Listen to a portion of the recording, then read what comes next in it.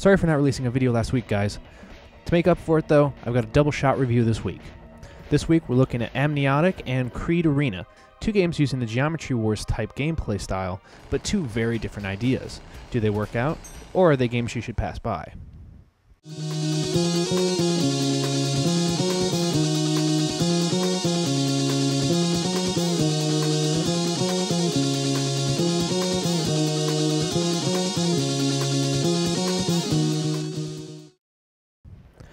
Amniotic certainly has a good look to it. While you're playing inside a body, it still looks slick. You are in a pool of blood and defending the body against infections.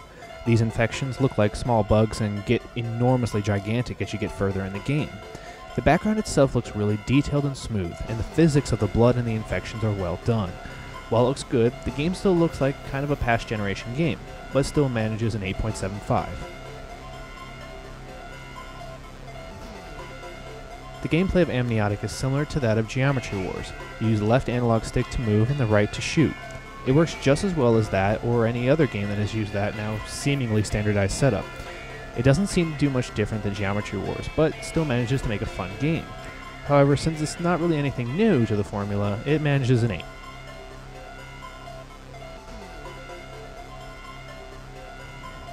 Amniotic has a typical techno track feel to the game, repeating beats that will continue as long as you keep playing.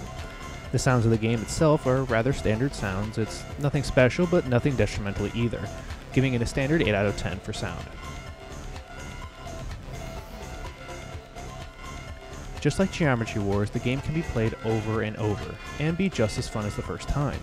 However, at the same time, the same formula can become a little too much when the market is already flooded with them. And unfortunately, this game has come out at a time that's pretty late. It's still fun, but it's a lot of the same. However, if you haven't yet bought a game that uses this style, like Geometry Wars, then this is probably one of the cheapest games to buy for the Xbox at $1. An 8.5 for a total of an 8.3 out of 10.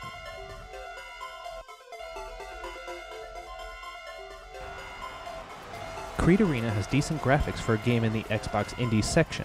The character designs aren't anything like a retail title like Gears of War, but it still looks smooth. The arenas are small and have teleporters and man-cannon-esque transporters. It's smooth, but lacking some fine detail, therefore landing a 7. The gameplay has some clunky mechanics, but the nicest feature of this game is that it allows for two different camera angles. The first is a style like Geometry Wars or Amniotic, as I reviewed earlier.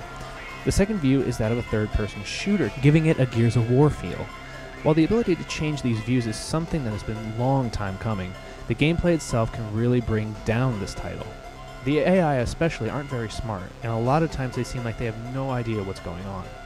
This may only be a problem in the first few levels, but it's still very outwardly noticeable. The weapons are decent, some being more useful than others, but there isn't a whole lot of variety. While the hybrid camera angles are very much a welcomed addition to the game, it seems to be the best part of it, a 7.5. Creed Arena starts out with a comic big brass sounding feel to introduce the game itself, but that seems to change in the practice level to a hard guitar, and then it changes between these types of songs depending on the level. While it's a little strange to change from these two varying styles, it seems to work. The weapons are standard sounding and the audience is always cheering, which is probably the most mundane part of the sound. Still, the songs themselves aren't bad. An 8 out of 10.